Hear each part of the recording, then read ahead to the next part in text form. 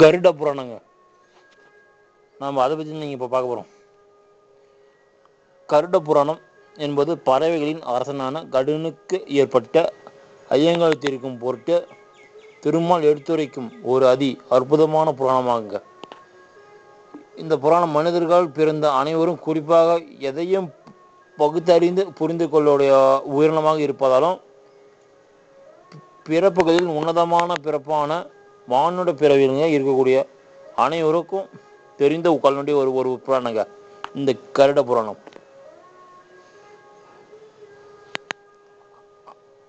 அனைத்து வளங்களும் நிரம்பி இருக்கக்கூடிய மனிதர்கள் மட்டுமே அல்லாத கண்ணைக்குள் சொல்ல முடியாத அளவிற்கும் உயிரினங்கள் வாழ்வதற்கான வழியிடத்தை அழித்திருக்கக்கூடிய இடம் தாங்க இந்த கருட புராணம். பூமி உருவான பொழுதில் ஓரிரு உயிரினங்கள் அதிகமாக இருந்த காலகட்டத்தில் இருந்த அடுத்தடுத்த காலங்களில் ஏற்பட்ட பரிணாம வளர்ச்சியினால் இன்று ஆற்றறிவு படைத்து எதையும் பகுத்தறிந்து நன்மை எது தீமை எது என அறிந்து செயல்படும் தன்மை கொண்ட சிறந்த உயிரினமாக இன்றையளவு மனித உயிரினம் இருந்து வருகின்றதுங்க.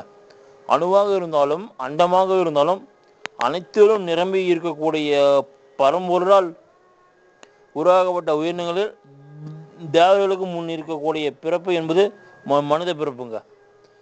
இந்த ஒரு காரணத்தினால்தாங்க மற்ற பிறப்புகளை காட்டிலும் மனித பிறப்பு ஒரு அதிக உன்னதமான பிறவையாக கருதப்படுகின்றன.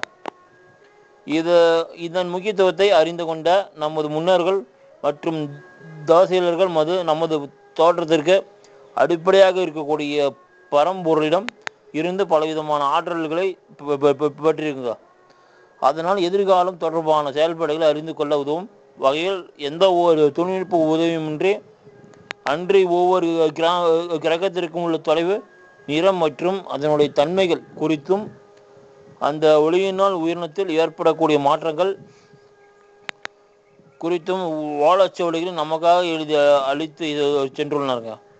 நமது முன்னோர்கள் எதையும் முன்னோக்கிய சிந்தித்து கொண்டு இருப்பதனால்தான் என்னவோ அவர்களை நாம் முன்னோர்கள் என்று அழைக்கின்றோங்க.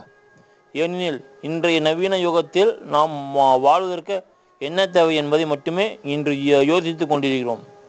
ஆனால் அன்றோ பாரத பூமியில் பிறந்த நம்முடைய முன்னோர்கள் அனைவரும் ஒரு பிறவி பிறப்பதற்கான காரணம் என்ன, அதன் பிறப்பு என்பது எதன் அடிப்பில் அமைகின்றது, எதனால் ஒரு பிறவி பலவித இன்னல்களை துன்பங்களையும் அனுபவித்து இந்த பூமியில் வாழ்கின்றது என்பதை பற்றி தகவல்களை அளித்து சென்றுள்ளோம். பிறக்கின்ற அனைத்து பிறவிகளையும் துன்பங்களையும் அனுபவிக்காமல் சில பிறவிகள் இன்பத்துடன் மகிழ்ச்சியுடனும் வாழ்கின்றன. காரணத்தை அறிந்து கொள்ளும் பொருட்டு பலவிதமான தகவல்களை நமது முன்னோர்கள் நமக்கு அளித்து சென்றுள்ளனர். அவர்கள் மேற்கொண்ட அந்த பயணத்தின் விளைவாக பரம்பொருளின் அருளோடும் நமக்கு இந்த பூமியில் வாழ்வது எப்படி என்றும் தவறான செயல்களில் ஈடுபடுவதால் நமக்கு என்னென்ன விளைவுகள் ஏற்படுகின்றன என்றும் விரிவாக எடுத்துரைக்கும் பொருட்டு கருடரின் உதவியோடு கருட புராணம் பலவிதமான ரகசியங்களை எடுத்துரைக்கின்றது. கருட புராணம் என்பது பூமியில் பிறந்து ஆன்மாவுடன் உடலும் இணைந்து இருக்கும் பொழுது நாம் எவ்வித வாழ வேண்டும் என்று அவ்விதமாக வாழும்போது நாம் உடலை இழந்த ஆன்மா அனுபவிக்கக்கூடிய இன்ப துன்பங்களை பற்றி எடுத்துரைக்கும் ஒரு வாழ்க்கை சாஸ்திரமாகும். அவர்கள் மேற்கொண்ட அந்த பயணத்தின் விளைவாக பரம்பொருளின் அருளோடும் நமக்கு இந்த பூமியில் வாழ்வது எப்படி என்றும் தவறான செயல்களில் ஈடுபடுவதால் நமக்கு என்னென்ன விளைவுகள் ஏற்படுகின்றன என்று விரிவாக எடுத்துரைக்கும் பொருட்டு கருடரின் உதவியோடு கருட புராணம் பலவிதமான ரகசியங்களையும் எடுத்துரைக்கின்றன. கருட புராணம் என்பது பூமியில் பிறந்து ஆன்மாவுடன் உடலும் இணைந்து இருக்கும் பொழுது நாம் எவ்வித வாழ வேண்டும் என்றும் அவ்விதமாக வாழும்போது நாம் செய்த கர்மாக்களின் அடிப்படையில் உடலை இழந்த ஆன்மா அனுபவிக்கக்கூடிய இன்ப துன்பங்களை பற்றி எடுத்துரைக்கும் ஒரு வாழ்க்கை சாஸ்திரமாகும். கருட புராணத்தை படிப்பதன் மூலமாகவே அல்லது ஒருவர் வாசிக்க இன்னொருவர் கேட்பது மூலமாகவோ இந்த பூமியில் நாம் எப்படி வாழ வேண்டும் என்பதை பற்றி தெளிவாக அறிந்து கொள்ள இயலும். நாம் செய்யும் சிறு செயல்கள் எவ்விதமான பாதிப்பை ஏற்படுத்தும் என்பதை இந்த புராணம் நமக்கு எடுத்துரைக்கும். நமது பெற்றோருக்கு நாம் எவ்வித சில கடமைகளை செய்ய வேண்டும் என்றும் அந்த கடமைகள் செய்ய தவறினால் அதனால் ஏற்படும் விளைவுகள் என்ன என்பதை பற்றி நாம் முழுமையாக அறிந்து கொள்ள எதுவாக இருக்கக்கூடிய புராணம் கருட புராணமாகும். இந்த பூமியில் வாழும் வரை நம்மால் முடிந்தளவு எப்படி இருக்க வேண்டும் என்பது பற்றி தெளிவை ஏற்படுத்தும் நோக்கத்தோட கருட புராணத்தை பற்றி அறிந்து கொள்ள நமது முதல் அடியை எடுத்து வைப்போம்.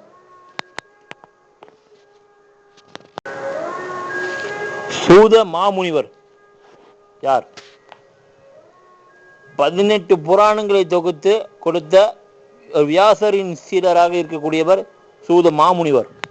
அவர் தம்முடைய குருவிடமிருந்து பல விசேஷமான பாடங்களை புராணங்களையும் கேட்டு அறிந்து கொண்டுள்ளார். சூத மாமுனிவர் அடிக்கடி நயமி சர்ணியா வனத்திற்கு செல்லும் பொழுது அங்கிருந்த சீடர்களுக்கு நான் தமது குருவின் உதவியால் அறிந்து பல விஷயங்களை அவர்களுக்கு எடுத்துரைப்பார். அவ்விதம் அவர் எடுத்துரைக்கையில் சில உயிரினங்களின் பிறப்பும் இறப்பும் பற்றி நாங்கள் எதுவும் அறிந்ததில்லை. ஆகவே தாங்கள் எங்களுக்கு மரணத்திற்கு பின்பு நிகழும் நிகழ்வுகளை பற்றியும் ஒரு மனிதன் இறைவனால் படைக்கப்பட்ட இந்த பூவுலகில் வாழும்போது எவ்விதத்தில் வாழ வேண்டும் என்பதை பற்றியும் எடுத்துரைக்க வேண்டும் என்று வினாவினார்கள். சீடர்களின் ஐயங்களை போக்குவதும் குருவின் கடமை மட்டுமல்லாத ஒரு மகத்தான பணி அல்லவா? அதன் பொருட்டு அவர் ஒரு உயிரினத்தின் பிறப்பும் இறப்பு மட்டுமல்லாது இறப்பிற்கு பின் அந்த உயிரினத்தின் ஆன்மா மேற்கொள்ளக்கூடிய பயணம் தொடர்பான நிகழ்வுகளை எடுத்துரைத்தார். சூத மாமுனிவர் பூவுலகில் பிறந்து அனைத்து ஜீவராசிகளையும் காத்து கொண்டிருக்கக்கூடிய திருமாலாகிய நாராயண ஒரு சமயத்தில் கடனுக்கு எடுத்துரைத்த கருட புராண விளக்கத்தை உங்களுக்கு நான் கூறுகிறேன். அதை கவனத்துடன் கருத்துத்துடனும் அனைவரும் கேட்பீர்களா என்று கூறினார்.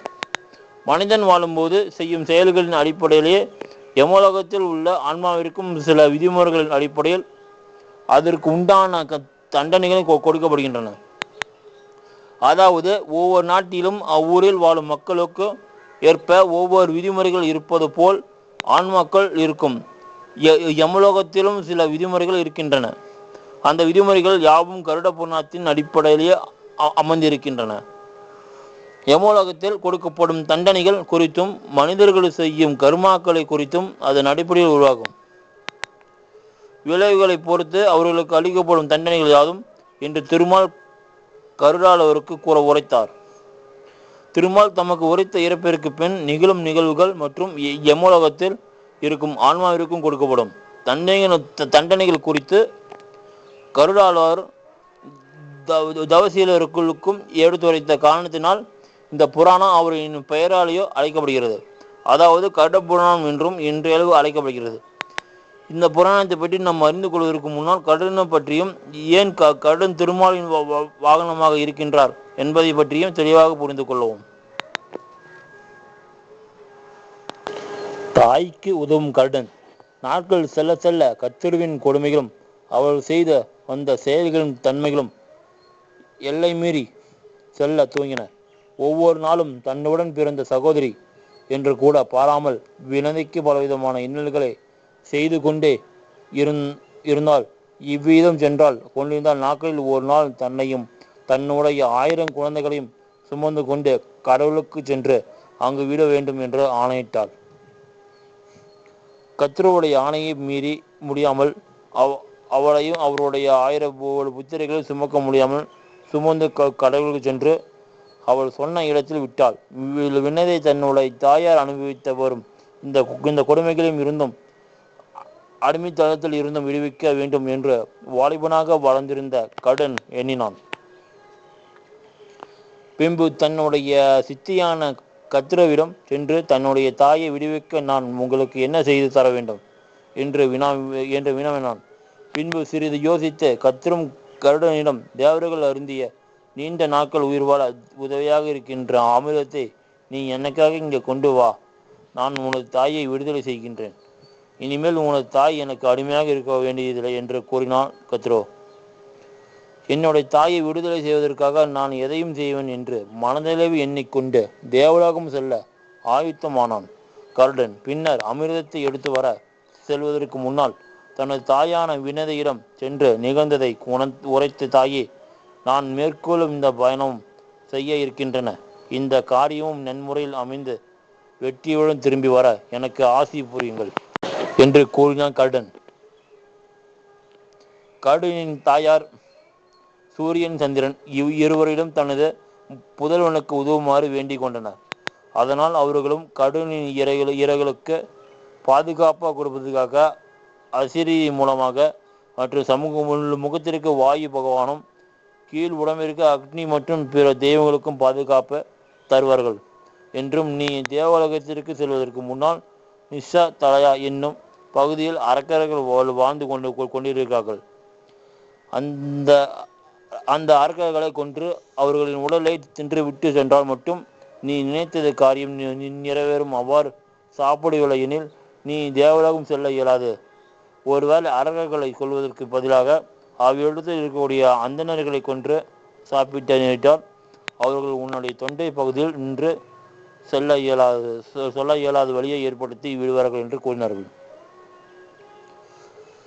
மகனே, நீ தேவலோகம் செல்வதற்கு முன்னால் உமது தந்தையான காசியப்ப முனிவரை வணங்கி அவரிடம் ஆசி பெற்று ஆலோசனை கேட்டு அதன் பின்பு தேவலோகம் செல்வாயாக என்று கூறினாள். தாயிடமிருந்து ஆசியும் ஆலோசனை பெற்ற பின்பு அவர்களிடமிருந்து விடைபெற்ற கருடன் தனது சிறகுகளை விரித்து ஆகாயத்தை நோக்கி பறக்க தொடங்கினார். 2 சிறகுகளையும் சூரியன், ஒருவர் சந்திரன், இருவர் என பலம் கொடுக்க சிறகுகள் அசைக்க அசைக்க எழும்பிய சத்தம் மண்ணுலகம் மட்டுமல்லாத விண்ணுலகத்திலும் எல்லோருக்கும் கேட்கும் வண்ணமாக இருந்தது. தாயார் கூறிய ஆலோசனைப்படியே தனது தந்தையான காசியப்ப முனிவரை சந்தித்து அவரிடம் ஆலோசனை பெறுவதற்காக அவர் இருக்கும் இடத்தை நோக்கி சென்றார். தேவலோகத்தில் இருந்து வந்த காசியப்ப முனிவர் கருடனின் வருகை அறிந்து திறந்து கருடனுக்கு வேண்டிய ஆசைகளை வழங்கிய பின், கருடனிடம் இங்கிருந்து சில தூரம் பயணம் செய்தால் அங்கே ஒரு குளத்தை காண்பாய். அந்த குளத்தில் ஒரு பெரிய ஆமையும் யானையும் இருக்கும். அந்த இரண்டையுமே நீ கொன்று உண்ட பின்னதான் நீ தேவலோகம் கொள்வதற்கான பயணத்தை மேற்கொள்ள முடியும். இதை கேட்டதும் கருடன், நான் எதற்காக அந்த யானையை ஆமையும் கொள்ள வேண்டும் என்று வினாவினார். அதற்கு காசி முனிவர், இறைவன் படைத்த இந்த உலகத்தில் எந்த ஒரு உயிரினமும் பெருப்பெடுக்குமாயின் அதற்கு காரணம் இல்லாமல் காரியம் எதுவும் இல்லை என்று கூறினார். இப்பிறவியில் யானையாகவும் ஆமையாகவும் பெருப்பெடுத்திருக்கும் இவர்கள் முற்பிறவியில் ஒரு செல்வந்தர் குடும்பத்தில் பிறந்து சகோதரர்களாகவும் செல்ல சீமான்களாகவும் வளர்ந்து வந்தார்கள். அவர்கள் இருவரும் வளர்ந்து வரும் தருவாயில் அவர்களுடைய பெற்றோர்கள் இருந்து போயினர். உடனே இருப்பவர்கள் பேச்சுக்களை கேட்டு சரி எது தவறு எது என்று புரியாமல் சகோதரர்கள் இருவரும் சொத்துக்காக ஒருவர் அடித்து கொண்டும் சண்டையிட்டு கொண்டும் இருந்தனர். அவர்களின் சண்டையானது ஒருவரை ஒருவர் கொல்லும் அளவிற்கு செல்ல துவங்கியது. இவர்களுடைய சண்டை இன்றையளவு தொடர்ந்து கொண்டே இருப்பதனால் அந்த குளத்தில் எந்த முனிவர்களாலும் குளிக்கவும் முடியவில்லை. மேலும் இவர்களின் சண்டையால் ஏற்படும் அமைதியற்ற சூழ்நிலையால் வனத்தில் தவம் செய்ய முடியவில்லை. மேலும் அவர்கள் இருவரும் என்னுடைய சந்திகளால் மட்டுமே வெல்ல முடியும் என்பதினால் நீ அவர்களை வென்று கொள்வதால் அந்த வனத்தில் தவம் புரிபவர்களுக்கு ஏற்பட்டிருந்த இன்னல்களும் அகலும் என்று கூறினார். காசியப்ப முனிவர் கருடனிடம் யானை மற்றும் ஆமையை உண்பதால் உனக்கு சக்திகள் அதிகரிக்கும் என்று கூறினார். மேலும் அந்த சக்தியினால் நீ தேவலோகம் செல்வதற்கு பல தடைகள் ஏற்பட்டாலும் அந்த தடைகளை தகர்த்தெறியும் வலிமை ஆற்றலும் அதிகரிக்கும் என்று கூறி கருடனுக்கு ஆசி வழங்கினார். போலவே பயணம் அடங்கினார். கருடனும் காசியப்ப முனிவரும் உரைத்தது போலவே பயணம் மேற்கொண்டு வனத்தின் நடுவில் இருந்த குளத்திற்கு சென்றார். அப்பொழுது யானையும் ஆமையும் ஒன்றுக்கொன்று சண்டை போட்டு கொண்டே இருந்தது. பின்பு கருடனும் இவர்கள் இருவரையும் கொள்ள வேண்டுமே என்று யோசித்த இருவருக்கும் இடையில் சண்டைகள் அதிகரிக்கும் வகையில் சில செயல்களை செய்தார். அவர்கள் இருவரும் ஒருவர் பலமாக தாக்கி கொண்டு இருந்த வேளையில் கருடன் அவ்விரவையும் பலமாக அவ்விடத்திலேயே கொன்றார். இருந்த அவர்களின் உடலை தூக்கி கொண்டு செல்லும் பொழுது அவர்களை எங்கு வைத்து உண்பது என்று யோசித்து கொண்டிருந்தார். அப்பொழுது நீண்ட நெடிய வாளைவு உயர்ந்த ஒரு கிளைகள் யாவும் பலமானதாகவும் உறுதியானதாகவும் இருப்பதை அறிந்து கருடன் அந்த மரத்தின் மீது அமர்ந்து உண்ணலாம் என்று எண்ணி அந்த மரத்தினை நோக்கி பறக்க தொடங்கினார். கடன் அந்த மரத்திற்கு சென்று யானையும் ஆமையும் வைத்து அமரும் பொழுது அந்த மரத்தின் கிளையானது பாரம் தாங்காமல் கொஞ்சம் கொஞ்சமாக உடைய துவங்கியது. அதை சற்று கவனிக்காத கடன் தமக்கு சக்தி அளிக்கக்கூடிய அந்த யானையின் ஆமையும் உண்ணத் தொடங்கினார். கடன் அந்த மரத்தின் கிளையில் அமர்ந்து உண்டு கொண்டிருந்த பொழுது அந்த கிளையானது முற்றிலும் உடைய துவங்கியது. அப்பொழுதுதான் அவர் கிளையினின் முனிவர்களுக்கு தலைகளாக தொங்கிக் கொண்டு தவம் செய்து கொண்டிருப்பதை கண்டார். கிளைகள் உடையும் தருவாயில் முனிவர்கள் தலைகளாக நின்று தவம் செய்து கொண்டிருப்பதை கண்டதும் இந்நிலையில் அவர்கள் கீழே விழுந்தால் செய்த அந்த அந்த தவம் அவர்களுடைய உயிருக்கும் பாதகமும் ஏற்படும். இதனால் நமக்கு பலவிதமான இன்னல்களும் தோஷங்களும் உண்டாகுமே என்று எண்ணியவாறு கிளைகள் உடையாத வண்ணமாக மரத்தையெல்லாமாக பிடுங்கி அவ்விடத்திலிருந்து ஆகாயத்தை நோக்கி பறக்க தொடங்கினார். கடன் தம்மால் முடிந்த முயற்சிகளை செய்து கொண்டிருந்த பொழுது தவநிலையில் இருந்த முனிவர்களோ தவத்திலிருந்து கலைந்து எழுந்தார்கள். நிகழ்ந்து கொண்டிருப்பது என்னவென்று புரியாமல் முனிவர்கள் நின்றிருக்க அவர்கள் தவநிலையில் எழுந்ததை கண்ட கடன் இனியும் நிகழ்வது யாது என்று புரியாமல் தன்னுடைய தந்தையான காசிப்பு முனிவர் இருக்கும் ஆசிரமத்துக்கு அமர்த்துடன் பறந்து சென்றனர். ஆகாது இருந்த வண்ணமாகவே கடன் தனது தந்தையிடம் நிகழ்ந்து கொண்டிருப்பதை எடுத்துரைத்தார். அவருடைய தந்தையான காசியப்ப முனிவர் மரத்தில் இருக்கும் முனிவர்களை நோக்கி கடன் செய்த செயல்களை பற்றியும் தவ நிலைந்த உங்களை கலைத்த தன்மைக்கும் மன்னிப்பு கேட்டுக்கொண்டார். இருப்பினும் பல யுகங்களாக தவம் செய்து கொண்டிருந்த முனிவர்களின் தவம் கலைந்து விட்டது என்று அவர்களுடைய சினம் அதிகரிக்க துவங்கியது. இந்த நிலையில் காசியப்ப முனிவர்களுடன் எதற்காக சென்று கொண்டிருக்கிறார் என்ற காரணத்தை கூறினார். அந்த காரணத்தின் மூலமாக கருடனின் துணையோடும் உங்களின் பகமையும் தீர்த்து கொள்ள வாய்ப்பு இருக்கின்றது. அதாவது இந்திரனுடன் ஏற்பட்ட பகமையை முடித்து கொள்வதற்கான சூழ்நிலைகளும் அமையும் என்று கூறினார். மரத்தில் தலைகளாக நின்று கொண்டிருந்த முனிவர்கள் இந்திரனின் மீது பழி கொண்டிருப்பதற்கான காரணம் தோன்றியுள்ளது. அதாவது தட்சம் பிரஜாபதி ஒரு முறை பெரிய அளவில் யாகம் ஒன்றை நடத்துவதற்கான ஏற்பாடுகளை செய்து கொண்டிருந்தார். பிரஜாபதி மேற்கொண்டிருந்த அந்த யாகத்திற்கு காசியப்ப முனிவர் தன்னுடைய சார்பில் 60,000க்கும் மேற்பட்ட பாலகிய முனிவர்களை அனுப்பி வைத்தார்.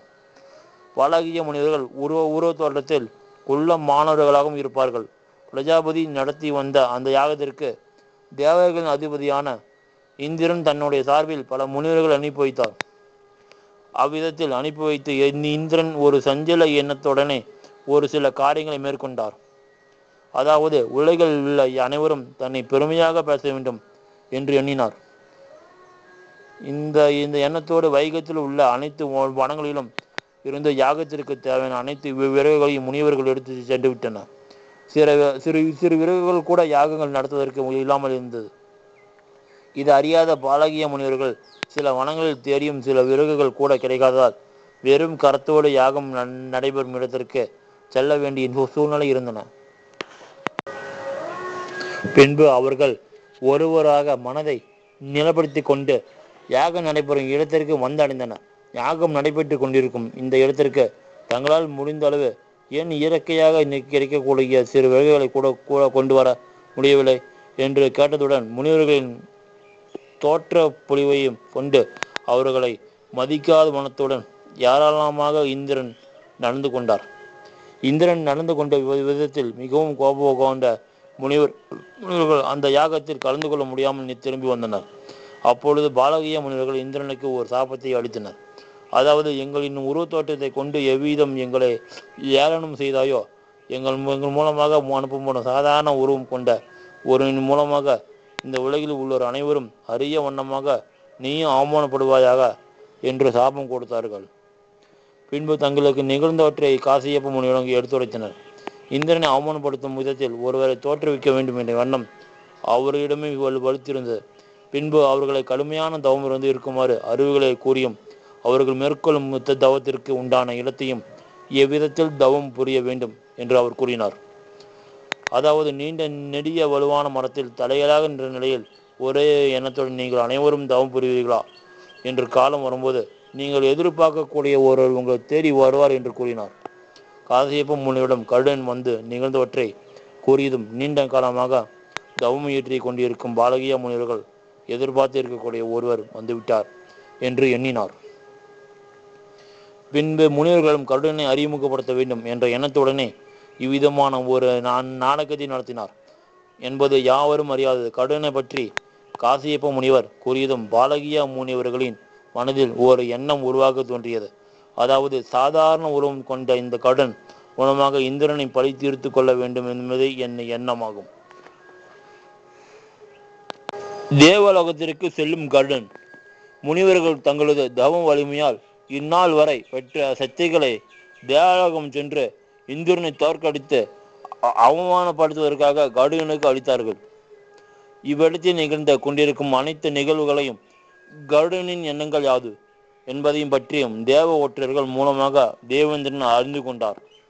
தேவேந்திரன் இதை அறிந்தும் இச்செயலை எவ்விதத்திலாவது தடுத்தாக வேண்டும், இல்லையெனில் பாம்புகள் அமிர்தத்தை உண்டு சகாவாரப்பற்றால் பிற்காலத்தில் பலவிதமான இன்னல்கள் ஏற்படும்.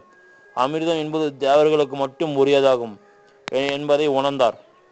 கருடன் அமிர்த குடத்தை எடுக்காமல் இருக்க அதற்கு தேவையான அனைத்து பாதுகாப்புகளையும் 2 மடங்காக அதிகப்படுத்தினார். அமிர்த குடத்தை இரவு பகல் என்றும் பாராமல் இமைகள் மூடாமல் கண் விழித்து இருந்து பார்க்கும் வண்ணம் 2 பெரிய ராட்சச நாகங்களை அங்கே சுழன்று கொண்டு இருக்கும் வகையில் ஆணை பிறப்பித்தார். இந்திரன் அந்த 2 நாகங்களும் கூட இருக்கும் இடத்திலேயே சுழன்று கொண்டு விஷ காற்றை வெளியிட்ட வண்ணமாக இருந்தன. மேலும் அமிர்தம் நிறைந்திருக்கும் குடம் மற்றும் நாகங்களை சுற்றி ஒரு குடை ராட்டினம் போல மிகவும் வேகமாகவும் பயங்கரமாகவும் சுற்றி கொண்டே இருந்தது. அந்த ராட்டினம் முழுவதுமே நன்கு கூர்மையாகப்பட்ட கத்திகள் அதனுடன் இணைந்து ராட்டின வேகத்துடன் சுழன்று கொண்டே இருந்தன. எவ்வேறென அறியாமல் அதன் அருகில் சென்றால் அவர்களை துண்டு துண்டாக வெட்டிவிடும் அளவிற்கு கூர்மையானதாக இருந்தது. அமிர்தம் நிறைந்திருக்கும் கூட வைத்திருக்கும் கூண்டின் மத்தியில் பகுதியில் நாகங்கள் மேலே பார்த்து வண்ணமாகவும் குளத்தை பாதுகாத்த வண்ணமாகவும் இருந்தன. அந்த நாகங்களை கொன்றால் மட்டுமே அந்த துவாரத்தின் வழியே உள்ள செல்ல முடியும். அவற்றை தாண்டி சுற்றிலும் லட்சக்கணக்கான இந்திர கணங்கள் கருடன் வருகிறார் என ஆகாயத்தை பார்த்த வண்ணமாகவும் இரவும் பகலும் காவலில் இருந்து வந்தன. கருடனும் பாலகிய முனிவர்களின் தவ வலிமையால் பெற்ற சக்தியாலும் பெற்றோர்களின் ஆசீர்வாதத்தாலும் தமது இலக்கை அடைவதற்கான அனைத்து முயற்சிகளையும் மேற்கொள்ள துவங்கினார். இறுதியாக தேவலோகத்தை வந்தடைந்த அமிர்தம் இருக்கும் இடத்தையும் கண்டறிந்தார். அமிர்தம் இருக்கும் இடத்தை வந்து பார்த்ததும் கருடனுக்கு ஒரே வியப்பாக இருந்தது. அதாவது, அமிர்தம் குடத்தை எடுத்து செல்ல முடியாத வண்ணம் பலவிதமான ஏற்பாடுகளும் பாதுகாப்பும் அம்சங்களையும் இந்திரன் செய்திருக்கின்றார் என்பதை அறிந்து கொண்டார். இவ்வகை பாதுகாப்பு அம்சங்களை நாம் உழைத்தெறிந்தால் மட்டுமே நம்மால் உள்ளே செல்ல முடியும் என்பதை நன்கு உணர்ந்து கொண்டார். பின்பு அதற்கு தகுந்த மாதிரி சில செயல்களை சிந்தித்து செயல்படுத்த துவங்கினார் கருடன். முதலில் வேகமாக சுற்றி கொண்டு இருக்கும் இந்த ராட்டினத்தை ஏதாவது ஒரு வகையில் நிறுத்த வேண்டும், இல்லையெனில் நமது இயற்கையானது இந்த ராட்டினத்தால் சிக்கிக்கொண்டு துண்டாக சுவப்பட்டு விடும் என்பது உணர்ந்து கொண்டார். ஆகாயத்திலிருந்து வண்ணமாக ராட்டினத்தை சுற்றி இருக்கக்கூடிய பல விஷயங்களை ஆராய்ந்து கொண்டிருந்தார் கருடன். அப்பொழுது ராட்டினத்தின் அடியில் ராட்டினத்தின் வேகத்திற்கு தகுந்த மாதிரி வரிசைப்படுத்துவதற்கும் என்று பல சக்கரம் இருப்பதையும் அறிந்து கொண்டார். முதலில் பல் சக்கரத்தை ஏதாவது ஒரு வகையில் நிறுத்தினால் ராட்டினம் சுழல்வது குறையும் அல்லது ராட்டினம் நின்றுவிடும் என்பதை அறிந்து கொண்டார். கருடன் ஆகாயத்தில் பறந்து கொண்டே கீழே நிகழ்ந்து கொண்டு பார்த்து கொண்டிருந்த பொழுது ராட்டினத்தின் உள்ளே இருந்த நாகங்கள் 2 நடு துவாரத்தின் வழியாக நிலையை வெளியே நீட்டி வண்ணமாக விஷயத்தையும் தீ வாழைகளாகவும் வெளியிட்டு கொண்டே இருந்தன. அதன் தாக்குதலில் இருந்த கருடன் தப்பித்து கொண்டே இருந்தார். இந்நிலையில் கருடனுக்கு நாகங்களுக்கு சமமான பலம் இருந்தமையால் நாகங்களின் ஒவ்வொரு தாக்குதலையும் கருடன் முன்னெடுத்து கொண்டே இருந்தார். 1000 நாகத்தையும் கொல்லக்கூடிய சக்தி என்பது கருடனிடம் இல்லாமல் இருந்தது. பின்பு நாகங்களின் தாக்குதலில் இருந்து விடுபட அடுத்து என்ன செய்வது என்று யோசித்தே வண்ணமாக அவ்விடத்தை விட்டு தேவலோகத்தின் மற்ற பகுதிக்கு சென்று கொண்டிருந்தார். அப்போது தேவலோகத்தின் ஒரு புறத்தில் மணல்கள் நிறைந்து இருப்பதை கண்டார். அதை கண்டதும் அவரது மனதில் ஒரு யோசனை எழும்பு துவங்கியது. அந்த மணல் நிறைந்த பகுதியில் கருடன் புரண்டு எழுந்தார். அதாவது அவரது உடல் முழுவதும் தூசியையும் மணலையும் எடுத்துக்கொண்ட கருடன் இவ்வாறு அறியாத வண்ணமாக ராட்டினம் சுழன்று கொண்டிருக்கும் இடத்தை அடைந்தார். பின்னர் தன் இயற்கையினால் எவ்வளவு வேகமாக அடிக்க முடியுமோ அவ்வளவு வேகத்தை அடிக்க அவர் கொண்டு வந்திருந்த மணலும் தூசி சேர்ந்து அந்த பகுதியானது கண்களுக்கு தெரியாத அளவிற்கு புழுதி மேகத்தினால் நிரம்பியது. யார் அருகில் உள்ளார்கள் என்பதை கூட பார்க்க முடியாத அளவிற்கு அவ்விடமே புழுதி மண்டலமாக காணப்பட்டது. திடீரென்று எதனால் இந்த சூழ்நிலை ஏற்பட்டது என்று அங்கிருந்து அனைவரும் அறியாத வண்ணமாக புலம்பிக் கொண்டு இருந்தனர்.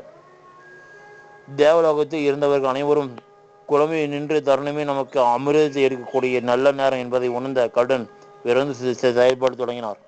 அவ்விடமே முழுவதும் புழுதி மண்டலமாக இருப்பதை உணர்ந்த நாகங்கள் கண்களில் தூசி அண்டாமல் இருக்க தன் இமைகளை மூடி தருணத்தில் நாகங்கள் இமைகளை மூட வேண்டும் என்று காத்திருந்த கருடன் அந்த பொழுதினை பயன்படுத்தி விரைந்து வேகமாக சென்று கூண்டினுள் இருந்த 2 நாகங்களையும் தன்னுடைய அழகினாலும் கால் நகங்களினாலும் வழியெடுத்து வெளியே விட்டு அவர்களை கடித்து அவ்விடத்திலேயே கருடன் கொன்றார். நாகங்கள் இரண்டும் கருடனின் எதிர்பாராத இந்த தாக்குதலால் மடிந்து போயின நாகங்களை கொன்றதும் அதன் உடல்களை கொண்டு ராட்டினத்தின் வேகத்தை குறைக்க வேண்டும் என்பதை உணர்ந்தார். கருடன் பின்னர் நாகங்களின் உடலை எடுத்து சென்றார். பின்னர் பாலகிய முனிவர்கள் கொடுத்த சக்தியின் வலிமையினால் தன்னுடைய உருவத்தை தான் எடுத்து வந்த நாகங்களின் உடலையும் சிறிதாகி கொண்டார். பின்னர் புழுதி மண்டலம் நிறைந்த இடத்தின் உள்ளே சென்று ராட்டினத்தின் அடிப்பகுதியில் பல சக்கரங்கள் இருக்கும் இடத்தை அடைந்தார். பின்னர் இருந்த நாகங்களின் உடலை வைத்து பல சக்கரம் சுழன்று கொண்டிருப்பதை நிறுத்தினார். ஒரு நொடியும் தாமதிக்காமல் ராட்டினத்தின் மைய பகுதிக்கு சென்று அமிர்த கலசத்தை வெளியில் எடுத்த அவ்விடத்தை விட்டு பறந்து சென்று கொண்டிருந்தார்.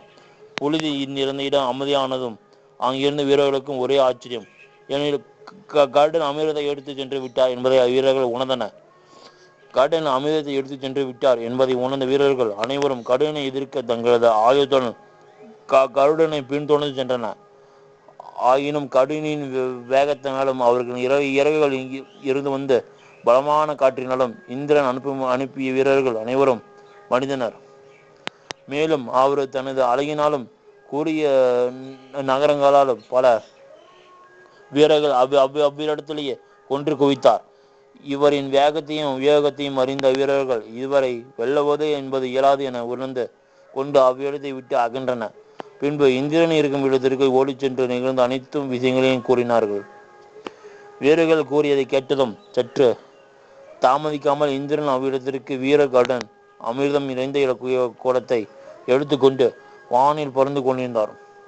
கருடன் பறந்து கொண்டு இருக்கும் திசையை நோக்கி கருடனின் இறகுகளை வெட்ட நினைத்து தன்னுடைய வஜ்ராயத்தை வீசினார். ஆனால் அங்கு நிகழ்ந்தது அவருடைய எண்ணத்திற்கு மறுபட்டதாக அமைந்தது. ஏனெனில் கருடனை சுற்றி பாலகிய முனிவர்களின் சக்தியானது அரண் போல் பாதுகாத்து இருந்தது. முனிவர்களின் தவ வலிமையால் வஜ்ராயுதம் அங்கு செயலிழந்து அவ்விடத்தில் இந்திரனும் ஒன்று செய்ய முடியாத நிலையில் அனைவரின் முன்னிலையிலும் அவமானம் அடைவதற்கான சூழ்நிலையும் ஏற்பட்டது. நாம் மேற்கொள் எந்த ஒரு செயலாக இருந்தாலும் அதில் முழுமையான ஈடுபாட்டுடன் செயல்படும் போது நாம் எதிர்பார்த்த முடிவுகளை காட்டிலும் நல்லதொரு முடிவும் ஆதரவும் மகிழ்ச்சியும் ஏற்படும். இங்கு நிகழ்ந்து கொண்டு இருக்கும் அனைத்து நிகழ்வுகளையும் ஆகாயத்தில் இருந்து பார்த்து கொண்டிருந்த மகாவிஷ்ணு கருடன் தாயின் மீது கொண்ட பாசம், சூழ்நிலைக்கு ஏற்ப சமயோசிதமாக செயல்படும் தன்மையின் சாமர்த்திய வீழ்ச்சி மற்றும் இந்திரனையே எதிர்த்து நின்று வெற்றி கொண்ட தன்மை போன்றவற்றை பார்த்து கொண்டிருந்த ஒரு போராளியின் ஜோதியாகவும் அன்புள்ள கொண்ட அன்னையாகவும் அவ்விடத்தில் தோன்றினார். திருமாலின் தோன்றுதலை எதிர்பாராத கருடன் அவரை கண்டதும் மற்றற்ற மகிழ்ச்சி அடைந்தார். அவ்விடத்திலேயே கருடன் திருமாலை வணங்கினார். திருமால் கருடனை நோக்கி, கருடனே, நீ சீரமேற்ற காரியத்தை பல இடர்பாடுகளுக்கு இடையில் நன்முறையில் செய்து முடித்தாய். ஏற்ற செயலில் முழுமையான ஈடுபாட்டுடனும் கடமை உணர்வுடனும் உன் தாயின் மீது கொண்ட அன்பும் அவர்களை அடிமைத்தனத்தில் இருந்து விடுதலை செய்ய வேண்டும் என்ற எண்ணமும் என்னை மகிழ்வித்தது என்று உரைத்தார். திருமால் அழுகின்ற குழந்தையை தேடி தாயானவர் தேடி வருவது போல உம்மை தேடி நான் இங்கு எழுந்திருக்கின்றேன் என்றும் என்னை மகிழ்ச்சிப்படுத்திய உமக்கு என்ன வர வேண்டுமானாலும் கேட்பாயாக என்று உரைத்தார்.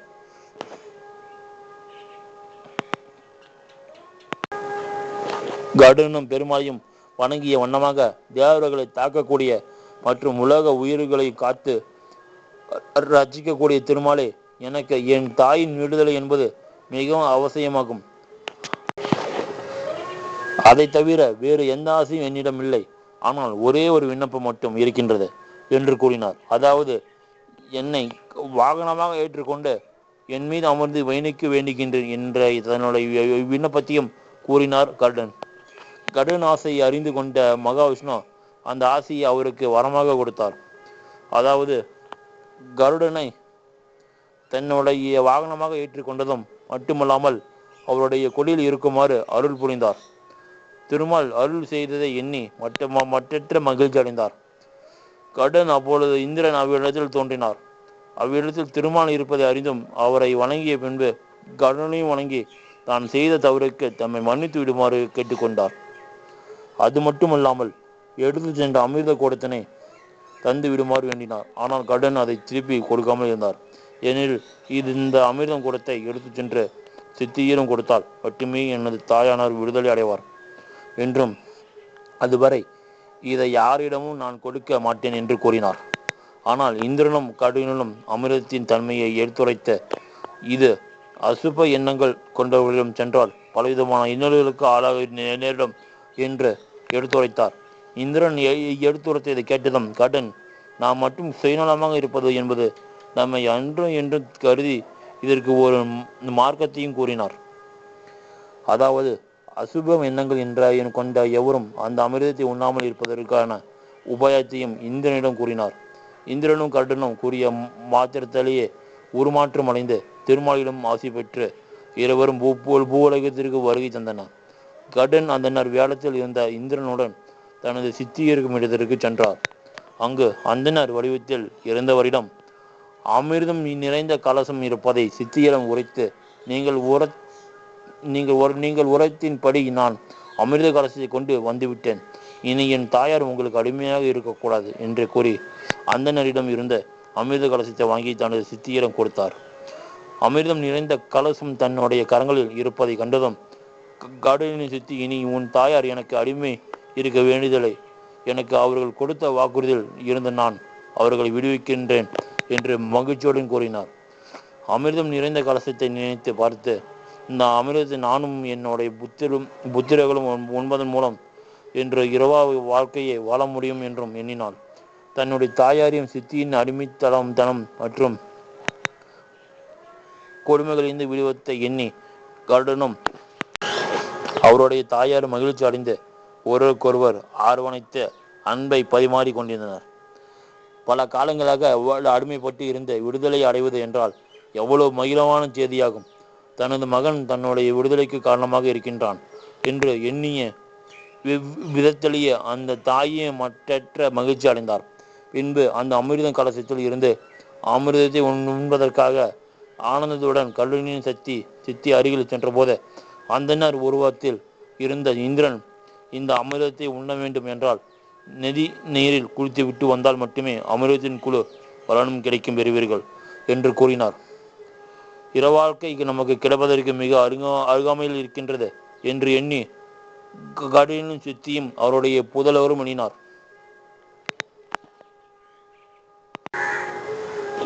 பின்னர் தாங்கள் அனைவரும் நதிக்கரைக்கு சென்று குளித்து கொண்டு வருவதற்குள் நான் இந்த இடத்தினை தூய்மைப்படுத்தி அமிர்த கலசத்தினை பூஜை செய்து தயார் நிலையில் வைத்திருப்பதற்காகவும் அதன் பின்பு நீங்கள் அனைவரும் உண்ணலாம் என்று கூறினார். அந்தனர் வடிவத்தில் இருந்த இந்திரன் அவர்கள் அனைவரும் நதிக்கரையை நோக்கி குளிக்க சென்று கொண்டிருக்கும் தருவாயில் அவர்களிடமிருந்து அமிர்த கலசத்தை பெற்று கொண்டு வந்தனர். வடிவத்திலிருந்து இந்திரன் தேவலோகத்திற்கு செல்ல தயாரானார். இதை அறிந்த கடனின் சித்தியும் அவர்களின் புதல்வர்களும் இந்திரன் தேவலோகத்திற்கு செல்வதற்கு பல தடைகளை ஏற்படுத்தினார்கள். அவர்கள் ஏற்படுத்திய அத்தனை தடைகளையும் தகர்த்தும் எப்பொழுதும் போலவே இந்திரன் தனது தேவலோகத்திற்கு அமிர்த கலசத்துடன் சென்று விட்டார். கருடனே, நீ என்னை ஏமாற்றி விட்டாய் என்று மிகுந்த கோபத்துடன் கருடன் மற்றும் அவரது தாயாரிடம் உரைத்து கொண்டிருந்தார். கருடனின் சித்தி அதற்கு கருடனும் உண்மையுடன் வஞ்சகமான எண்ணத்தினாலேயே உங்களை யான் வென்றேன் என்று கூறினார். கருடன் தன் சித்தியிடம் தாங்கள் ஒன்றை நன்றாக புரிந்து கொள்ள வேண்டும். நீங்கள் அமிர்தத்தை உண்பதற்கு எந்த விதத்திலும் தகுதி உடையவர்கள் அல்ல. நீங்கள் என்னிடம் உரைத்த என்னவென்றால், அமிர்தம் கலசத்தை என்னிடம் கொண்டு வா, சேர்த்தால் நம்முடைய தாய் விழிப்பதாக கூறினார்கள். நானும் நீங்கள் உரைத்த விதிபடிய அமிர்த கலசத்தை எடுத்து வந்து உங்களிடம் கரங்களில் கொடுத்து விட்டேன். எனது தாயை அடிமைத்தனத்திலிருந்து மீட்டு எடுத்தேன். நீங்கள் கூறும்பொழுது அமிர்த கலசத்தை நீங்கள் மீண்டும் எடுத்து செல்லக்கூடாது என்று கூறவே இல்லையே. அமிர்தம் என்பது தேவர்களுக்கு உரியதாகும். ஆகவேதான் அது அவர்களிடம் மீண்டும் சென்று என்று கூறினேன். இந்திரன் கருடன் செய்த உதவியை எண்ணி நீயும் அமிர்தம் உண்டு எங்களுடன் சாகா நிலையுடன் இருப்பாயாக என்று கூறினார். அதற்கு கருடன், எனக்கு அமிர்தம் வேண்டாம். என்னிடம் இருக்கக்கூடிய வீரம் எந்த ஒரு பொருளையும் பருகதாலும் எனக்கு கிடைத்து விட்டது என்று நான் உலகத்தில் உள்ளோர் அனைவருக்கும் எந்த நிலையிலும் சொல்லிவிடக்கூடாது என்பதில் நான் கவனமாக இருக்கின்றேன். ஆகவே எனக்கு அமிர்தம் வேண்டாம் என்று கூறினார் கருடன். அவ்விதம் உரைத்ததும் ஸ்ரீ மந்தநாராயணன் அவ்விடத்தில் தோன்றி, கருடனே, நீ முதுமையும் மரணம் இன்று எப்பொழுதும் என்னுடைய வாகனமாய் வாழ்வாய் என்று வரமளித்தார். திருமால் வரம் அளித்ததும் அவரை வணங்கி அன்று முதல் கருடன் பெருமாளின் திருவடி பணிந்த அவர்களுடைய சபையிலேயே இருந்து வருகின்றார். ஒரு பக்தர் உண்மையுடன் கடவுளை வணங்கும் பொழுது அவர்களுக்கு எந்த அளவு உயர்வு முன்னேற்றம் கிடைக்கும் அறிந்து கொள்ள இயலுகின்றது. நாம் செய்யும் கர்மாவே என்பது நமது வாழ்வையும் நம்முடன் இருக்கக்கூடியவர்களையும் உருவாக்கின்றது. இதுவே கருடனின் தோற்றம் ஆகும் என்று சூத மாமுனிவர் கூறினார். சூத மாமுனிவர் அங்கிருந்து அனைவரையும் நோக்கி, இதுவரை நாம் கருடனின் தோற்றத்தை பற்றி தெளிவாக அறிந்து கொண்டோம். இனி பகவான் ஸ்ரீ மந்தநாராயண் கருட வாழ்விற்கு எடுத்து உரைத்த விளக்கத்தை பற்றி உங்களுக்கு உரைக்க இருக்கின்றோம். இது அனைவரும் கவனத்தோடும் தெளிவாகவும் கேட்டுக்கொள்ளுங்கள். பூவுலகில் வாழ்வதற்கு பொருள் மட்டுமே அவசியமாகும். ஆனால் நாம் இறந்த பின்பு நமது ஆன்மா வாழக்கூடிய உலகத்தில் பொருளையும் காட்டிலும் அந்த ஆன்மாவனில் செய்யப்பட்ட அந்த நற்செயல்களின் வலிமையானால் மட்டுமே அந்த ஆன்மா மகிழ்ச்சியுடன் வாழ இருக்கின்றது. அதை பற்றி இனி நாம் விரிவாக காண்போம் என்று கூறினார்.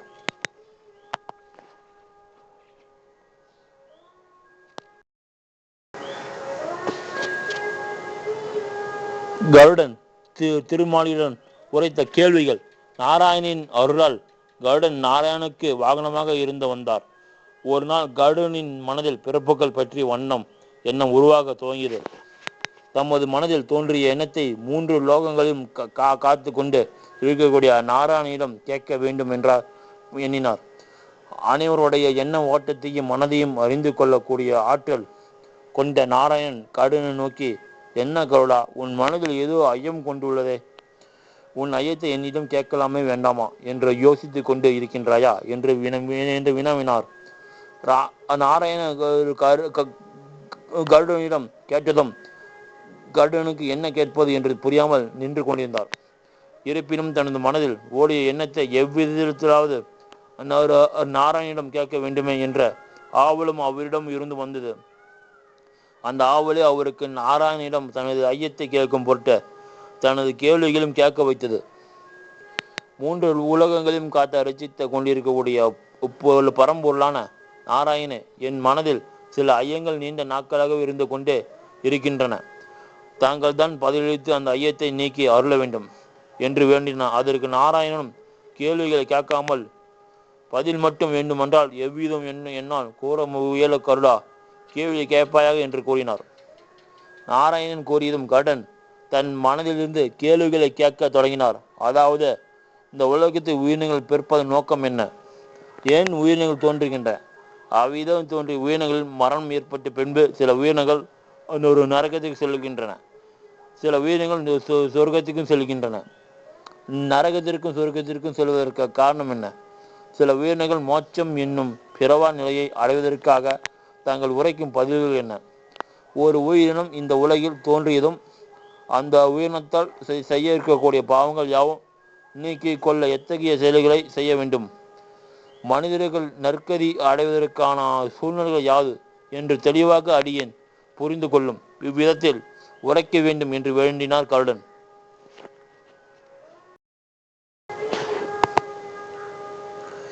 தனது தந்தையின் காசியப்ப முனிவரின் ஆசியும் அன்னையினுடைய ஆசீர்வாதம் கருடனுக்கு பலமாக அமைந்தது. அது மட்டுமல்லாமல் கருடனின் பிறப்பும் தோற்றமும்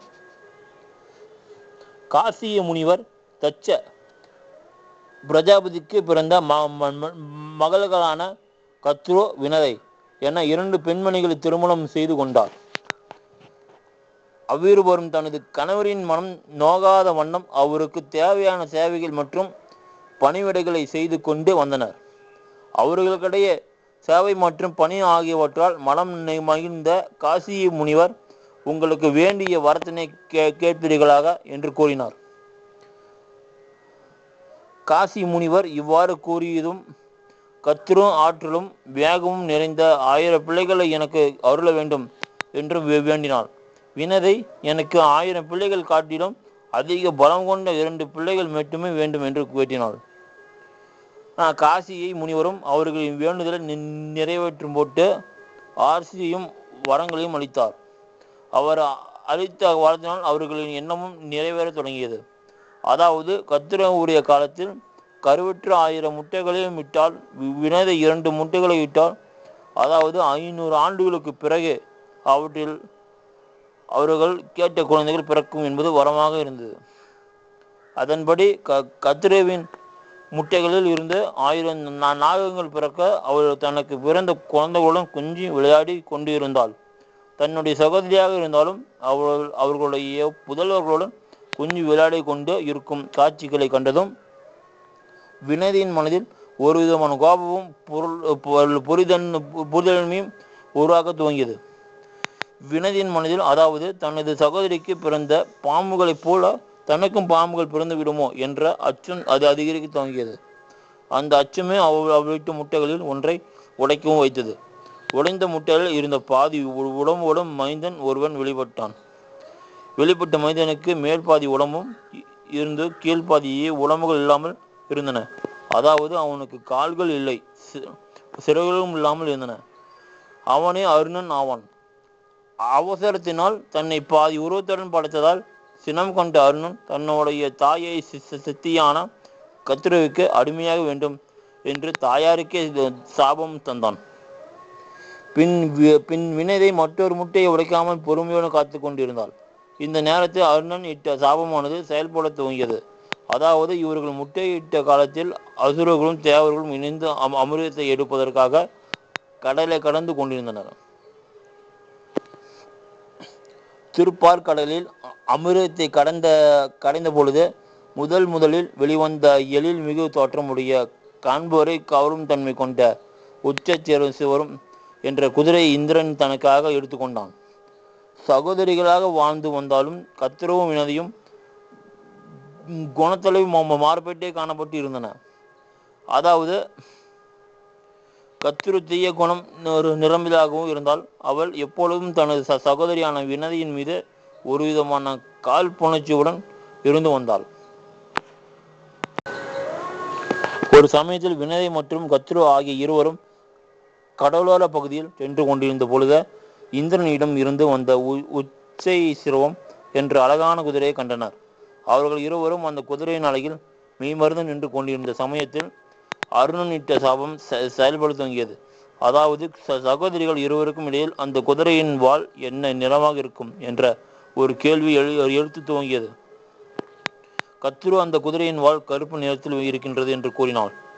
ஆனால் வினதையோ அதன் வால் வெள்ளை நிறத்தில் இருப்பதாக கூறினாள். இருவருக்கும் இடையில் வாக்குவாதங்கள் அதிகரிக்கவே இந்த வாக்குவாதம் முடிவில் ஒரு போட்டியாக உருவானது. கத்ரு வினதையை நோக்கி தான் கூறுவது போல வால் கருப்பாக இல்லை என்றால் நீ அளிக்கும் தண்டனை நான் ஏற்றுக்கொள்கிறேன் ஒருவேளை நான் கூறியது போலவே வாள் கருப்பு நிறத்தில் இருக்குமேனால் நான் அளிக்கும் தண்டனை நீ ஏற்றுக்கொள்வாய் என்று கூறினாள். அதாவது இந்த போட்டியில் வெற்றி பெற்றவருக்கு தோல்வி அடைந்தவர் அடிமையாக இருக்க வேண்டும் என்பதே பந்தயமாகும் என்ற கத்ரா கூறினாள்.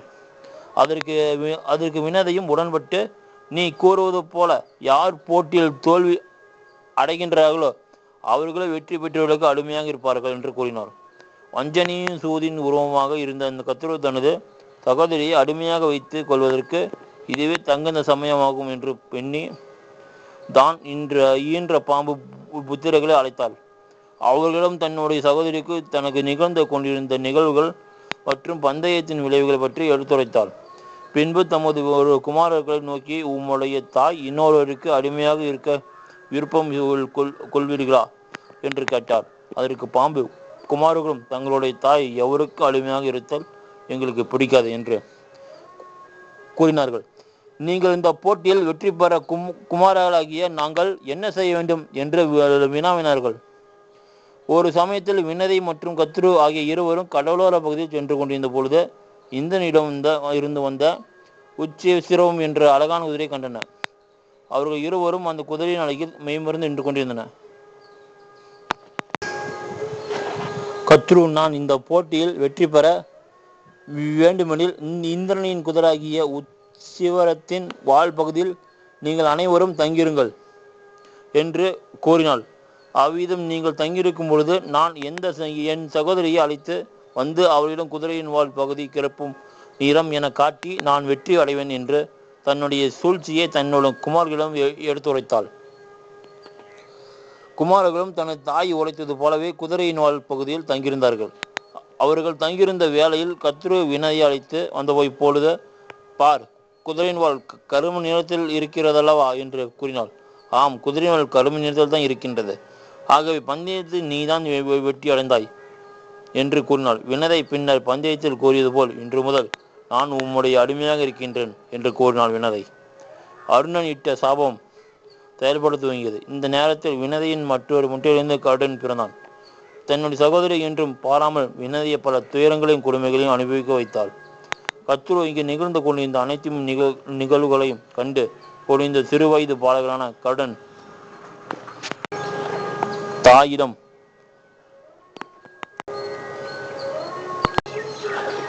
ஏன் நீங்கள் அவர்களிடம் அடிமையாக இருக்கின்றீர்கள் என்று ஒட்டி கேட்டான். மேலும் அவர்கள் உங்களை சூழ்ச்சி செய்து ஏமாற்றி விட்டார்களே, ஏன் நீங்கள் அவர்களிடம் மீண்டும் அடிமையாக இருக்கின்றீர்கள் என்று வினாவினார். நாம் ஒரு முறை ஒருவருக்கு வாக்கு கொடுத்தோமானால் அதை எவ்விதத்திலாவது நிறைவேற்ற வேண்டும். நாம் கொடுத்த வாக்கினை மீறி செயல்படக்கூடாது. ஆகவேதான் நான் என் சூழ்நிலை இருக்கின்றேன், தவிர அடிமையாக வாழ வேண்டும் சூழ்நிலை இருக்கின்றேன் என்று கூறினார். இவர்கள் யாவரும் தேவ பிறவிகள் அல்லவா? ஆகவே சத்தியத்திற்கும் உண்மைக்கும் கட்டுப்பட்டவர்கள். மேன்மை பொருந்திய பிறவி எது?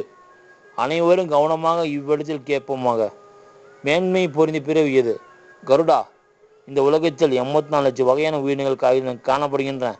அந்த உயிரினங்கள் யாவும் பிறப்பெடுக்கும் வழிமுறை என்பது 4 வகைகளாக அவைகள் என்ன? அண்டஜம், முட்டையிலிருந்து பிறப்பவை. பறவைகள், பாம்புகள், உடும்பு, ஆமை முதலான முட்டையில் இருந்து பிறப்பெடுப்பவைகள் என மொத்தம் 21 லட்சம் வகையான உயிரினங்கள் உள்ளன. உத்பிஜயம், விதையில் இருந்து தோன்றுபவை. மரம், செடி, கொடி வகைகள் முதலியவை விதையிலிருந்து பெறப்படுபவைகள் என மொத்தம் 21 லட்சம் வகையான உயிரினங்கள் உள்ளன.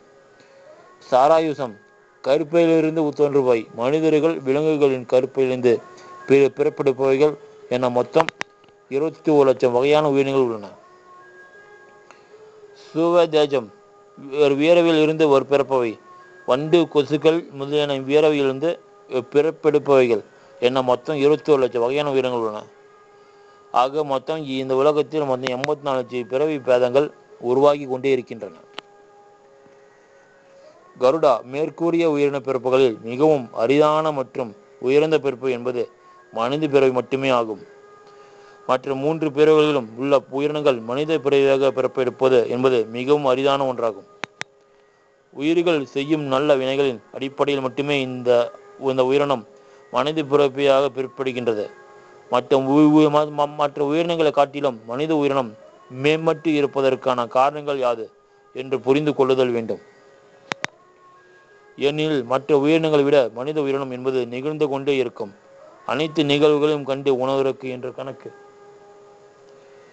மனதில் எழும் எண்ணங்கள் மற்றும் கருத்துங்களை பகிர்ந்து கொள்வதற்கு என்று வாயும் கேட்டு உணர்வதற்கும் செவிகளையும் உண்ணுகின்ற உணவில் இருக்கக்கூடிய சுவைகளை அறிந்து கொள்வதற்காக நாவையும் எங்கோ இருக்கக்கூடிய வாசனையும் முகர்ந்து கொள்வதற்கு என்ற நாசியும் தீண்டி மற்றும் தழுவி உணர்வதற்கான சரீர ரத்தத்தையும் நன்மை தீமை என வேறுபடுத்தி அறிந்து கொள்வதற்கு என்ற பகுத்தறிவையும் மனிதன் பெற்று இருக்கின்றான்.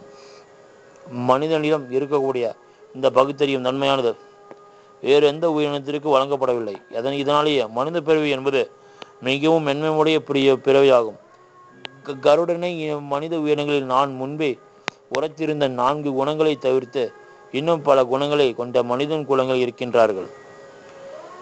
அவர்களுடைய குணத்திற்கு ஏற்ப அவர்களின் தொழில்களையும் கருமாக்களையும் செய்து கொண்டே இருக்கின்றார்கள். மனித இனத்தில் மாறுபட்ட குலங்களும் இருந்து கொண்டே இருக்கின்றன. உலகில் தோன்றிய அனைத்து உயிரினங்களிலும் சில பண்புகள் மட்டுமே எவ்விடத்திலும் மாறாமல் அனைத்து உயிரினங்களையும் பொருந்தவையாக அமைந்துள்ளன. அவை என்னவென்றால் உண்ணுதல், உறங்குதல், அச்சம் கொள்ளுதல், புணர்ச்சி கொள்ளுதல் என்பனாகும். இந்த 4 வகையான பண்புகள் என்பது அனைத்து உயிரினங்களிலும் பொதுவானவையாகும், இருக்கக்கூடியவையாகும். ஆனால் இதிலிருந்து மேம்பட்டு இருக்க பகுத்தறிந்து உணரும் தன்மையும் ஞானம் அடையும் தன்மையும் மனித குலத்திற்கு மட்டுமே உடையதாகும். இதுவே மனித குலத்தின் சிறப்பியல்புகளாகும். ஒரு மனிதன் ஞானம் பெறுவது என்பது அவ்வளவு எளிதான ஒன்றல்ல. அது குணத்திற்கும் அப்பாற்பட்டவை. இந்த பூமியில் இருக்கக்கூடிய மண்ணின் தன்மைக்கு ஏற்ப மனிதனின் நிறம் மாறுபடுகின்றது. கண்டங்களுக்கு ஏற்ப மனிதர்களும் மாறுபட்டு காணப்படுகின்றார்கள். இதுவே மனித குலத்தின் சிறப்பியல்புகளாகும். ஒரு மனிதன் ஞானம் பெறுவது என்பது அவ்வளவு எளிதான ஒன்றல்ல. ஒரு குணத்திற்கும் அப்பாற்பட்டவை ஆகும். இந்த பூமியில் இருக்கக்கூடிய மண்ணின் தன்மைக்கு ஏற்ப மனிதன் நிறம் மாறுபட்ட காணப்படுகின்றன. உயிர்களின் உடல்களையும் பொறுத்தவரை ஒரு கால் உயிரினங்கள், 2 கால் கொண்ட உயிரினங்கள் முதலில் 10 வகையான உயிரினங்கள் காணப்படுகின்றன. இந்த மண்ணுலகில் ஒரு புண்ணிய தேசம் என்ற ஒன்று உள்ளது. எங்கே கிருஷ்ணசாரம் என்னும் புள்ளி மான்கள் வசிக்கின்றதோ அந்த நிலைமை தர்ம தேசம் என்னும் புண்ணிய பூமியாகும். தர்ம தேசம் என்னும் புண்ணிய பூமியில்தான் தேவர்களும் முனிவர்களும் சித்தர்களும் முன்னேறுகளும் நல்ல குணம் கொண்டவர்களும் வாழுகின்றார்கள். அந்த பூமியிலே உண்மையும் கல்வியும் அறமும் நிலைத்திருக்கின்றது. அந்த பூமியானது என்றும் நிலைப்பு தன்மையை உடைய புண்ணிய பூமி. இத்தனை உயிரினங்களோடு அடங்கி இருக்கக்கூடியது இந்த உலகமாகும். இதில் இந்த உயிரினங்கள் மட்டுமல்லாமல் பூத பிரேத பைசாங்களும் உள்ளன. அவைகள் பேய் பிசாகளும் உள்ளன. அவைகளுக்கு ஸ்தூல உடல் என்பது இல்லாமல் ஆவி உருவம் மட்டுமே உள்ளதாகும். ஸ்தூல உடல் இல்லாத ஆவிகளுடன் ஒப்பிடும்போது ஸ்தூல தேகம் பெற்ற உயிரினங்கள் சிறந்தவர்கள் ஆவார்கள். ஓரறிவு ஈரறிவு உயிரினங்களை காட்டிலும் ஆற்றிய உயிரினமாக இருக்கக்கூடிய மனித பிறவி என்பது மற்ற பிறகுகளை விட சிறந்ததாகும். எவர் ஒருவர் எளிக்க வகையில் ஈடுபடாமல் வேத உபநிடதங்களை கற்றுணர்ந்து வேதங்கள் கூறும் வழியில் வாழுகிறாரோ அவரே சிறந்தவர்கள் ஆவார்கள். அவர்களை விட சிறந்தவர்கள் என்று இருக்கக்கூடியவர்கள் யார் என்று நாம் பார்த்துமோனால் பிரம்ம ஞானத்தை உணர்ந்த அதை மற்றவர்களுக்கு அறிவுறுத்ததாகவும் இருக்கக்கூடிய பிரம்மவாதிகள் தான் இந்த உலகத்தின் மிக சிறந்த ஆவார்கள். கருடனை ஒரு உயிரினம் பிறந்த பொழுது அது செய்த நல்வினையின் பயனை அது அடுத்த பிறவியில் மனித பிறவி எடுப்பதாகும். மனித பிறவி என்பது சொர்க்கம் மோட்சம் பதவிகளுக்காக தகுதி பெறக்கூடிய ஒரு கருவியாகும். உயிரினங்களில் பலவிதமான நெற்செயல்களை புரிமையால் ஒரு நற்பேற்படுத்த மானுட பிறவிகள் சொர்க்கம் லோகத்திற்கு மோட்சத்திற்கும் தேவையான நற்செயல்களை செய்யாமல் தீய செயல்களை புரிந்து அடைவதற்கு அரிதான பிறையாக இருக்கக்கூடிய மானிட பிறப்பை வீணாக்கி கொண்டிருக்கிறார்கள். பிறவி எடுத்து அனைத்து மனித உயிரினங்களும் சொர்க்க லோகத்தை அடைவதே இல்லை.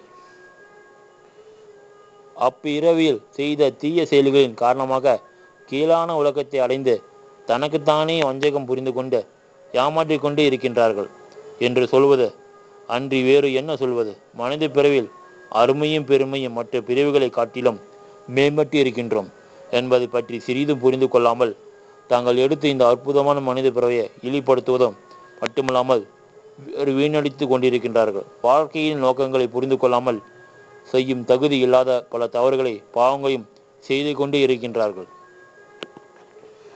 பல பிறவைகள் எடுத்திருந்தாலும் சொர்க்கத்திற்கு செல்வதற்கு உதவியாக இருக்கக்கூடியது மனித பிறவி மட்டுமே ஆகும். இந்த அற்புதமான மனித பிறவியை இழிப்படுத்துவதும் நிலைக்கு அவர்களை கொண்டு செல்லும் காரணம் அவர்கள் கொண்டுள்ள ஆசையே ஆகும். ஒவ்வொருக்கும் உருவாகும் ஆசையே அவர்கள் செய்யும் செயலிருக்க துன்பத்திற்கும் முதல் காரணமாகும். மனிதன் கொண்ட ஆசைகள் 3 வகை வைக்கலாம்: மண்ணாசை, பெண்ணாசை, பொருளாசை. மேலும் குறிப்பிட்ட இந்த 3 ஆசைகளில் எவன் ஒருவன் அதிகமாக ஆட்படுகின்றனோ அந்த ஆசையின் விளைவாகவே அவன் தன் தகுதியை இழக்க துவங்கப் போகின்றான் என்பதே குறிப்பாகும். ஏனெனில் ஆசை என்பது இச்சைக்காக எந்த செயலையும் செய்து வைத்து அவர்கள் குற்றம் செய்ய தூண்டக்கூடிய கருவியாகும். ஆசை என்பது மனிதன் அழிவிற்கு வழிவகுக்கக்கூடியதாகும். அந்த ஆசையின் கருடனுக்கு திருமால் தரும் பதில்: திருமால், பறவைகளின் அரசனே, நல்லதோறும் கேள்வியை இங்கனம் எழுப்பி இருக்கின்றாய். உலகில் உள்ள அனைத்து உயிரினங்களுக்கும் புரியாத ரகசியத்தை நான் உனக்கு இங்கு உரைக்கின்றேன். அதை தெளிவான கேட்டு அறிந்து கொள் என்றார். இந்த பூமியில் பிறந்த உயிரினங்கள் அனைத்தும் என்றாவது ஒரு நாள் மரணம் அடைந்தும் தீர வேண்டும் என்பது நிச்சயமான ஒன்றாகும். எவ்விதம் உலகில் பிறப்பது உண்மையானதோ அதை போன்றே இருப்பதும் என்பது உண்மையானதாகும். இன்னும் சொல்ல போனால், ஒரு உயிரினம் இந்த உலகில் எப்பொழுதும் பிறக்கின்றதோ அப்பொழுதே அந்த உயிரினத்தின் இறப்பும் முடிவு செய்யப்படுகின்றது. இந்த உலகில் எதுவும் நிலையாக இருப்பது இல்லை, இருக்க போவதும் இல்லை. நிலைமையாய் மட்டுமே பெருமையாக கொண்டிருக்கக்கூடியது. இந்த உலகம் உயிரினங்களில் அதிக மேம்பாடு கொண்ட உயிரினமாக இருப்பது மனித உயிரினமாகும். இந்த மனித உயிரினம் நிலையாமையாக உள்ள இந்த உலகில் நிலையாக இருக்க போகின்றோம் என்ற இருப்பமோடு வாழ்ந்து கொண்டு இருக்கின்றார்கள். படைப்பின் ரகசியம் என்னவென்றால், ஒரு உயிரினம் தோன்றினால் அந்த உயிரினம் இருந்ததாக வேண்டும் என்பது நிதர்சனமான உண்மையாகும். ஆனால் இங்கு வாழ்ந்து கொண்டிருக்கும் உயிரினம் கோட்டங்களில் எத்தனை உயிரினங்களுக்கு இந்த உண்மை புரிகிறது? அது எத்தனை பேர் அறிந்து அதற்கு ஏற்றாற்போல் தங்கள் வாழ்க்கையை அமைத்துக் கொள்கிறார்கள்? எந்த உயிரினம் தங்களது வாழ்க்கையில் நல்லதொரு முறையில் அமைத்துக் கொள்ள முயல்கின்றன. ஆனால் அதன் வாழ்க்கையை அமைத்து கொள்வதற்கு முன்பே அதன் வாழ்க்கையை முடிவு செய்ய காலான் வந்து விடுகின்றான். கூற்றவனின் கைகளில் அகப்படாமல் எந்த ஒரு உயிரினமும் தப்பித்து செல்வதற்கு வாய்ப்புகள் என்பதே கிடையாது. மாற்றங்களை கொண்டிருக்கக்கூடிய இந்த உலகில் நமது வாழ்க்கை என்பது நிலையாக இருப்பதில்லை. என்றாவது ஒரு நாள் நமது உயிரானது கூற்றவனின் கரங்களில் அகப்படும் என்பதை யார் புரிந்து கொண்டு அதற்கு தகுந்தாற்போல் அறநெறி அவத்தை தவறாது வாழ்ந்த நான் தர்மங்கள் செய்து என்ன ஒருவன் வாழ்கின்றனோ அவனே தனது வாழ்க்கையை அர்த்தமுள்ளதாக ஆக்கி கொள்கிறான்.